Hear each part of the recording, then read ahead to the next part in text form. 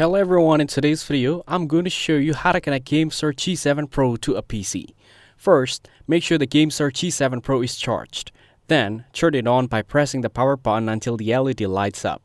Next, plug the USB-C cable into the controller and the PC. Windows should automatically detect the controller. Then, wait for the driver installation to complete. After that, press and hold the P+ home button and check the controller manual for the PC Bluetooth combo. On your PC, open Settings, go to Devices, then Bluetooth and other devices, and select Add Bluetooth device, then Bluetooth. Now, select GameSir G7 Pro from the list. The LED should stay solid, confirming pairing.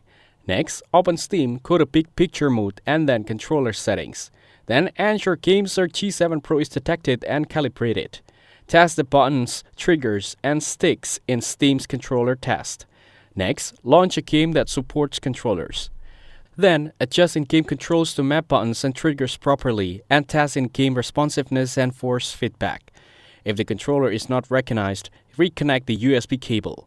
Then restart the PC. Next, make sure Bluetooth is on and discoverable.